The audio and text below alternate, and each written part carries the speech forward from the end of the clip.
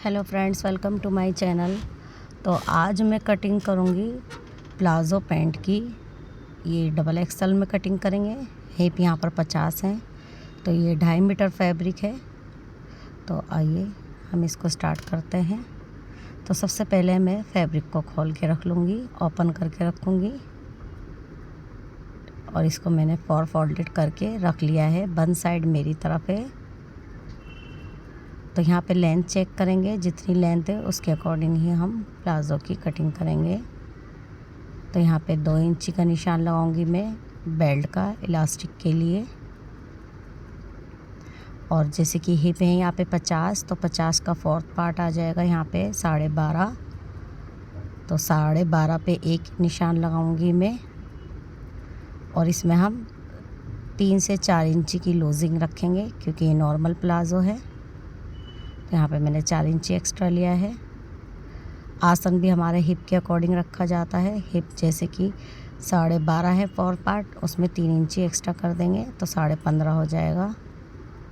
और 2 इंची में क्रोच एरिया बढ़ाऊँगी क्योंकि हमें मियानी लगानी है, तो 2 इंची पे ही क्रोच एरिया बढ़ाऊँगी मैं। अगर आप मियानी नहीं लगाएंगे तो आप 3 इंची पे कटिंग कर सकते हैं क्रोच एरिया की। अब हम इन निशानों को भी मिला लेंगे, ठीक है। अब हम क्या करेंगे, लेंथ। तो लेंथ रेडी लेंथ थोड़ा सा हम इसको क्या करेंगे, सॉरी मैं भूल गई थी, इसको क्रोच एरिया को हल्का सा ढाल देंगे। ज़्यादा गहराई नहीं देनी, हल्की सी ही देनी है। अब हम लेंथ यहाँ पर रखेंगे 38। मैं निशान लगा चुकी हूँ और 2 इंची एक्स्ट्रा मार्जिन पे भी मैंने निशान लगा लिया है। तो तैयार मोरी में रखूँगी 10 इंची। एक निशान 10 इंची पे लगाऊँगी और 1 इंची में मार्जिन रखूँगी, तो उस पर भी निशान लगा दूँगी। इसी तरीके से बस हम आसन से और मोरी तक को मिला देंगे स्केल की हेल्प से या मेजर टेप से। अगर आप पर शेप पट्टी हो तो आप उसका भी यूज़ कर सकते हैं। मैंने निशान लगा लिए हैं। अब मैं इन्हीं निशानों पर कटिंग कर दूँगी।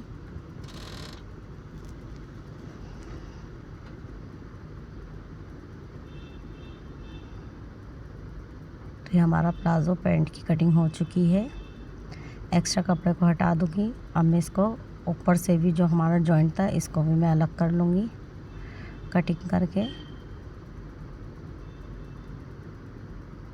अभी बचे हुए फैब्रिक से मैं क्या करूँगी, मियानी निकालूँगी। एक बालिश की निकाल रही हूँ। एक बालिश हमारा 9 इंची का होता है।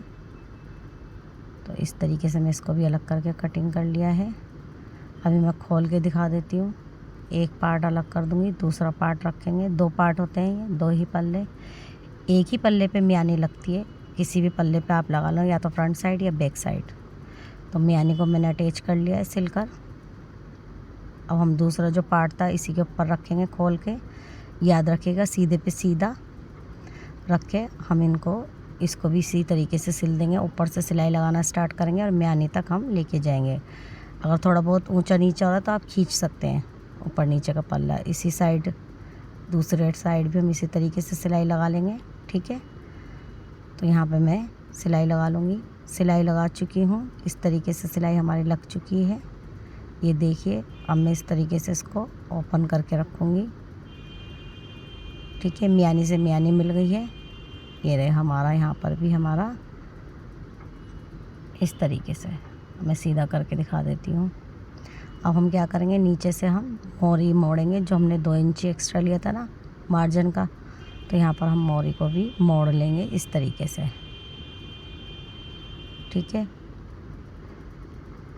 तो मोरी को आप हल्के हाथ से ही मोड़ें, खींचेंगे नहीं। खींचने से झोल आ जाएगा, इसलिए हल्के हल्के हाथ से मोड़ते जाएं और सिलाई लगाते जाएं। दूसरा जो कट हमने इधर लगा रखा है उसके पास मोड़ते चले जाएं। तो दूसरे पैर में भी मैं इसी तरीके से सिलाई लगा लूँगी। अब मैं खोल कर दिखा देती हूँ। मियानी में मोरी में सिलाई लग चुकी है। अब हम क्या करेंगे, अपना जो पाँचा है उसको फोल्ड करेंगे। अब जितना रखना था मैं 10 इंची पे निशान लगाऊंगी और हल्का सा ढाल देते हुए ऊपर मियानी तक सिलाई लगाते हुए जाएंगे। इसी तरह हम दूसरे पे भी निशान लगा लेंगे 10 इंची। और हल्का सा ढाल देते हुए बस ऊपर मियाने तक जाएंगे। यहाँ से पक्का कर लिया है। अब आगे बढ़ते जाएंगे और इसको पीछे से खींचते जाएंगे। पीछे से खींचना ज़रूरी होता है क्योंकि इसमें आड़ा हो जाता है ना, तो इसमें थोड़ा सा लचकपन आता है जिससे कि सिलाई उधड़ने का रहता है। अब हम मियाने तक की सिलाई कंप्लीट करेंगे और यहीं हम इसको छोड़ देंगे पक्का करके। ठीक है, अब हम दूसरा पाँचा लेंगे और इसको हम यहाँ से भी पक्का करके सीधा मियाने तक लेके जाएंगे। तो याद रखिएगा, एक पैर से हम स्टार्ट करेंगे और फिर दूसरे पैर से स्टार्ट करेंगे और मियाने तक एंड कर देंगे और मियाने को हम पक्का कर देंगे। अब नीचे तक मैं सिलाई को पक्का कर लूँगी। आप चाहें तो 2 ही सिलाई लगा सकते हैं, एक भी। यहाँ से भी मैंने पक्का कर लिया है। अब हम बेल्ट मोड़ेंगे, उसके लिए मैं किनारे मोड़ रही हूँ अभी आधा इंच की, क्योंकि हमें इलास्टिक डालनी है, गोल इलास्टिक डालेंगे, इसलिए मैं आधा इंची पे सिलाई लगाती जाऊँगी। इससे क्या रहता है कि हमारी गोल इलास्टिक ईज़िली लग जाती है। तो मैंने इस तरीके से ऊपर सिलाई लगा ली है और ये हमारा कंप्लीट हो चुका है। अब हम क्या करेंगे, इलास्टिक का मेजरमेंट करेंगे। ठीक है, इसको देखिए मैं ओपन करके भी दिखा देती हूँ। इस तरीके से पूरा सिल चुका है, ये देखिए। अब हम यहाँ पे क्या करेंगे, ये सिलाई लगा चुकी थी ना मैं आधा इंच की। अब मैं इसमें क्या डालेंगे, इलास्टिक। तो हिप हमारे जैसे कि 50 थे, तो 50 में से हम 10 इंची माइनस करेंगे, यानी कि 40 इंच की मैं क्या डालूँगी, इलास्टिक डालूँगी। ये मेरे पे एक और एक्स्ट्रा पड़ी हुई थी, उसको मैंने खोल के निकाल लिया था। अब मैं उसी में से ही इसको जॉइन करूँगी। तो यहाँ पर मैं कितना देख रही हूँ, वो 9 इंची की हमारी एक्स्ट्रा डलेगी इसमें। तो ये होगी 40 टोटल।